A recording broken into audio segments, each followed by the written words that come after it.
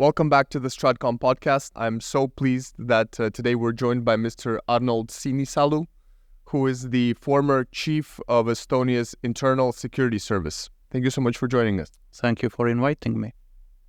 So the description of your former position sounds very intriguing, I imagine, to our listeners. I was wondering if you could maybe tell us, pull back the curtain a little bit, and tell us about your work, in particular when it comes to exposing, catching all sorts of covert intelligence activities, espionage. Okay, so I worked as the head of service for last 10 years, and maybe it sounds intriguing, but most of the security services work is just pure bureaucracy, 80%, sometimes 90%. So fun time is very short. So by law, Estonian Internal Security Service has to carry out counterintelligence, fighting against extremism, fighting against corruption, and also fighting against terrorism. So when we speak about counterintelligence issues, then surely everybody knows that Estonia is a bordering country with Russia, so most of our resources are for the fighting against Russian special services, but also couple of last year, even more, 5, maybe 6 years, People's Republic of China has become more aggressive, and also because of that, 2 persons were convicted for helping Chinese intelligence. So they were convicted for helping Chinese intelligence services. So they were convicted. So there is not just Russians. And I'm afraid that future will show us that it's not Russia and China, and most likely some other countries too, but it's just a matter of time. And I guess it goes all around the same, all the Baltic Sea region, and of course we have some local issues. Probably in Latvia you see more Belarus activities, but we don't see much in Estonia. We are not bordering country, but So other topic, when we speak about fighting against extremism, then I have to say that in Estonian law, or in the language, we call it as protection of constitutional order, that nobody among extremists are not taking any steps to throw our government by the violent means. So mainly we'll speak about small number of Russian speakers who are not happy about Estonian government mainly, or who have wild dreams to re-establish Soviet Union or some sort of enlargement of Russian Empire. But we are speaking few people, not many. And also we have to admit that we have some crazy Estonians who think that Nazi Germany was something good, or black people are bad for Estonia or for the Europe, and so xenophobia is an issue, but it's not threatening our society yet. But nevertheless, you have to be cautious that no violent activities is conducted by them.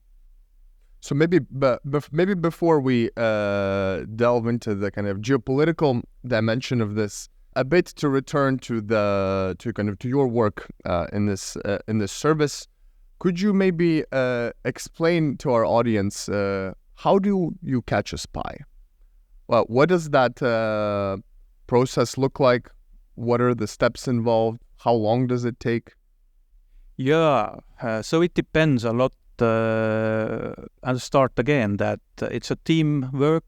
As a head of service, you do very little about that because it's a team effort. It's a systematic work. At the beginning, you have to know to whom you're targeting, and basis of all of that is collecting and processing information you gather. So that's obvious that you have to see very closely those services and ministries and people who are connected to so-called hard security, talking about military service, police, security services, Ministry of Foreign Affairs, some data networks. It's always interested by the foreign intelligence, and so you do so-called reverse targeting. We are not going to talk about here, but if somebody is interested, then I'm sure that Googling it, you will find what does it mean. So, and you do intelligence gathering, and if there is enough data or evidence, then next approach is to go to the prosecutor office and to present the data and evidence that we think that this person is committing or committed crime, and we should start investigation, and then someday you arrest one, and then real work starts, because time to time this intelligence, what you gather, gives you some signs, but this is not 100% true. And when you work with the people or the suspect there, then you get the whole picture. So it sounds simple, but let put me that way, that if among 10 people you suspect, you catch one, then it's a very good result. So it could be less and less, because especially when you're talking about, for example, in Estonian case, Russian speakers who move quite often to Russia and back again, then there might be some family business, and somebody had said something that, this guy might work for the Russian services, but in real life he has nothing to do with that. And so there can be many different ways, and of course no secret that we listen what people talk to each other through the phone if court gives us permission.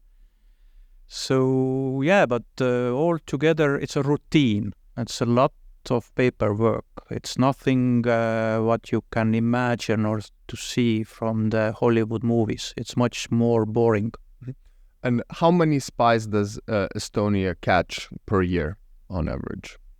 So it depends, but and I've been nearly a year out. I can't say exactly, but I know that since 2008, when we arrested our first traitor, we've been arresting, I guess the figure now is nearly 30 people who are arrested, but not all of them found guilty yet. They are waiting trial, but must be around 24, 26 people, and as I said, among those 2 are convicted for the espionage on behalf of China.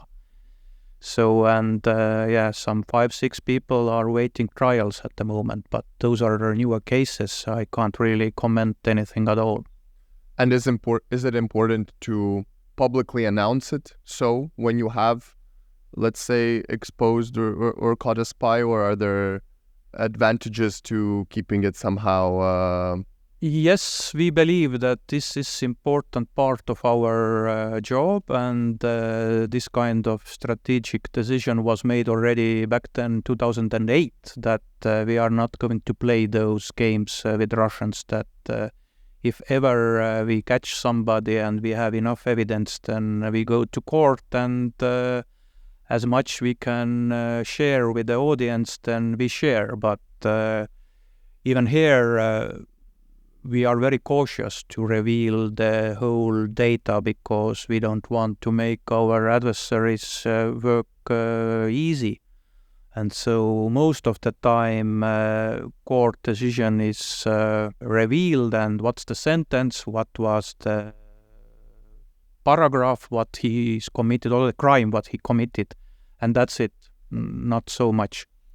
And we believe, or at least that time when I was there, and I believe my colleagues do the same nowadays, that this is something what makes Russians, I'm not saying suffer exactly, but it gives second thought to those who start business with Russian special services. Of course, I'm not naive that everybody in Russia knows that Estonians have caught so many people, but anyway, if you Look closer, Latvians are arresting people, Lithuanians, Finns, Swedes, Polish, Germans nowadays, and it maybe gives some kind of this preventive sign or communication tool that maybe you should think twice before you start cooperating with Russians or Chinese. On this topic, from your experience, what has been the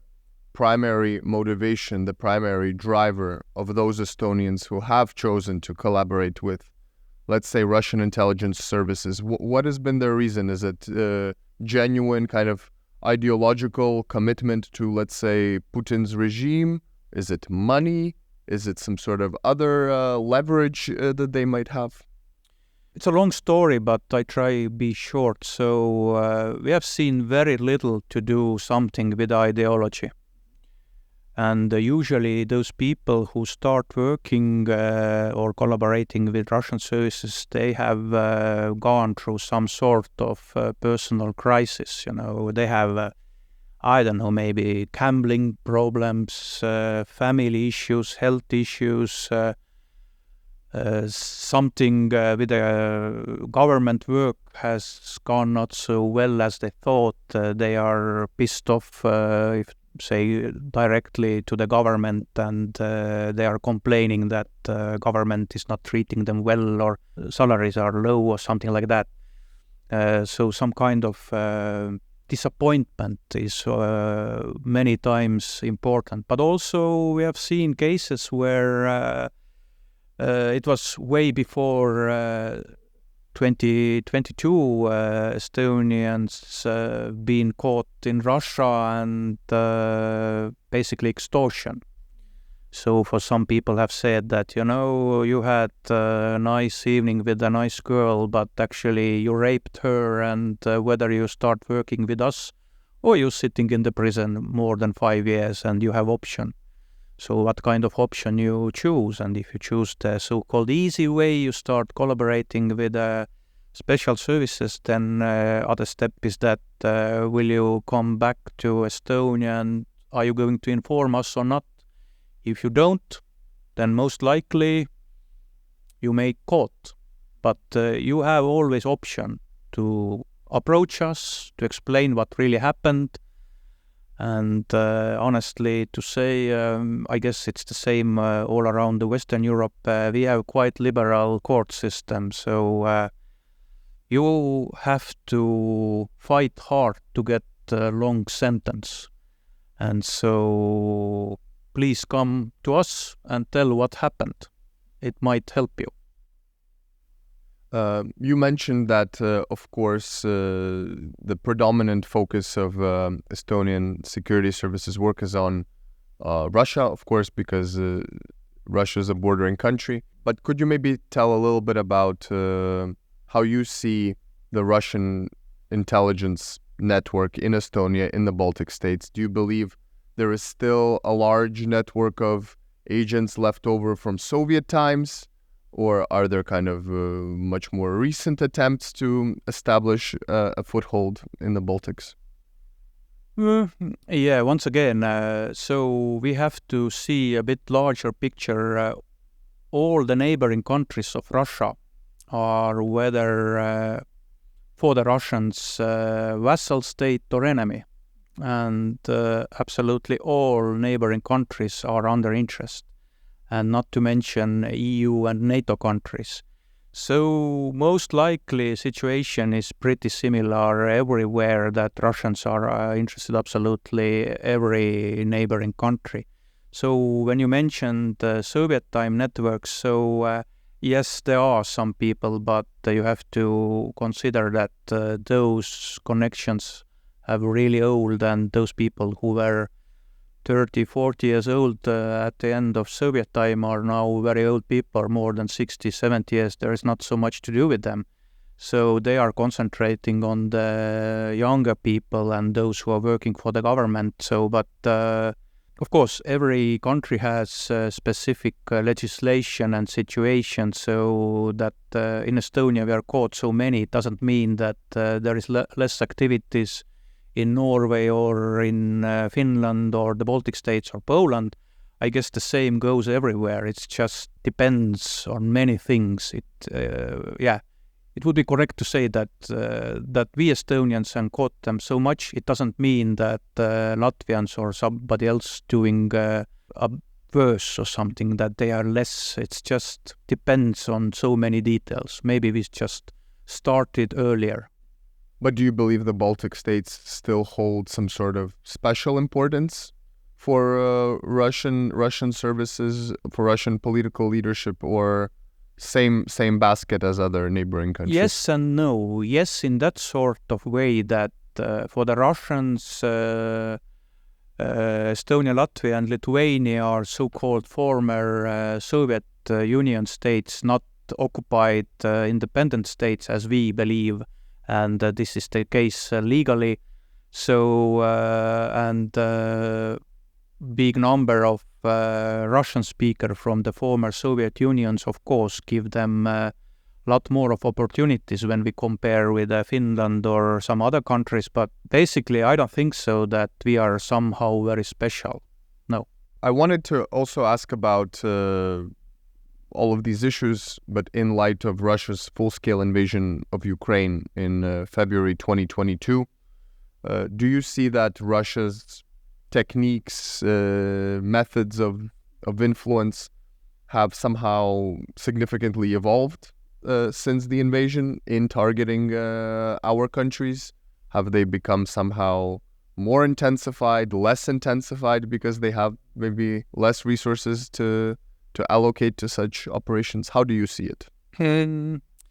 Again, it needs a long time, but we don't have it. So first of all, Russians themselves on the government level, they are saying that they are fighting against NATO.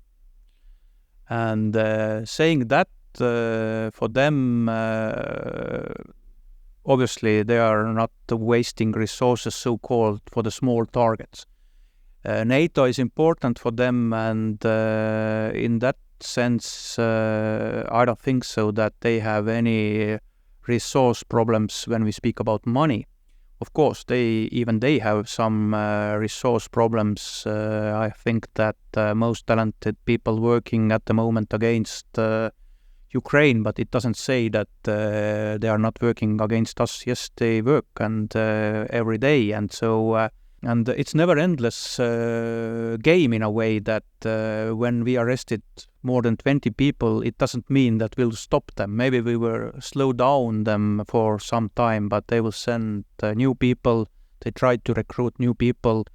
They are working same as we, regularly. It's routine, it's bureaucracy, and they are very clever sometimes. You should not overestimate them and underestimate them. And what is new, maybe, as we all know from the public news, that there is less intelligence officers in the embassies and so-called legal residentura, as they call it. And that's why they have to use other methods. And of course, SIGINT cyber is very important. And what we have seen recent months is also that they are recruiting people through Telegram networks and giving money to do some kind of sabotage or diversion. Those cases, what we have had, example, at the beginning of January, our prosecutor office and my former colleagues, Kapo, said that they arrested 13 people. For that, they were given money to destroy interior minister's private car and not broke, but painting with red colors some Second World War memorials, and those some kind of like disruption or something. And it shows that if you have to recruit people doing such things, that local Russian-speaking community is not very eager to assist Russians in that sense, but it gives you example that they are clever, that they somehow are able to convince people for not very big money to commit crimes against public order. And this is maybe, I'm not saying it new, but it's a big part now of their activities. Thank you for that. I was hoping we could maybe also look at our vulnerabilities or our resilience to these threats a bit broader, perhaps at the NATO level. You mentioned for instance, number of intelligence officers posing as diplomats at embassies. We see that NATO allies have taken different approaches in dealing with this issue. Some countries like Latvia, like Estonia, have expelled some Russian diplomats, but there are other countries in Europe that have maintained or even allowed more Russian diplomats to be based in their capitals. So how do you see this difference in approach and understanding between different allied countries? I don't have newest data, but I'm sure that most countries kicked off some Russians, and it's just some countries did it earlier, and they simply just didn't have so many to kick them out, to declare them like legally, to say persona non grata, PNG. So, but most of countries were quite active in that sense. Yes, there are some countries, I'm not going to mention them, we all know about whom we are talking, but it's a sovereign decision, you can't enforce to do something if you don't want to do, because so NATO has done their steps in NATO headquarters, and that matters. Many years ago there was pretty large Russian Federation representation in NATO, which was also a bit not understandable personally for me, but now it's solved. But and maybe for some countries, relationship with Russia, I'm speaking mostly Central European and Western European countries, they have had, as independent countries, very long relationship with Russia, and maybe they see the long horizon that maybe it's not worth of spoiling relationship. Maybe for us being here in the Baltic states, it sounds a bit naive or cynical, but that's reality. And so it's up to them to decide. So we can't demand anything here. We just have to explain once again. And when we have some new cases to, I'm not saying educate them, but give examples what we have done and why we have done, and then it's up to them to decide, is it worth of keeping them inside or not. But it's just one part of business, because as you might know, Russians also using quite extensively so-called illegals about whom you know nothing. They can use Portuguese or Brazilian passports, and they're traveling around, and you have no suspicion that they are actually working for the Russian services. Those cases have been in many countries, and using so-called non-traditional cover, journalists, traveling businessmen, so different methods, and so they are very clever in that sense that so diplomats in embassies, it's just one piece of the whole picture. Before we conclude our conversation, you brought up growing activities from China in the Baltic region. I was wondering if you could provide some insight into that. Kind of what are some of the trends we are seeing, and maybe what are they after? I guess number one is China is a very big state, and they have huge resources. And for Chinese, I must say that there is no meaningless or small state, especially if you are part of European Union and NATO. And as you know, China has also said that enlargement of NATO is not a good thing, and so they are interested. All meaningful organizations, governments, and as part of European Union, they play long game. And but yeah, as I said earlier, some 5-6 years ago, they became more aggressive toward us, and I believe toward others too. maybe it's because of change of leadership of China that China sees that they want to get back this place what they used to have some 150, 200 years ago, that they are number one state in the world as it used to be many centuries ago, and they are doing small steps to regain that position. And for them, West is somehow antagonistic, even though they do business with Western Europe and US. But we have to admit that Communist Party is ruling China, Red China. And we all know from our history, if communists are leading government, so there is only one person, one party, and one idea. It says everything, so nothing good comes from the communists. On this note, I wanted to thank you so much for joining us. I think it was really illuminating for our listeners. Thank you. Thank you.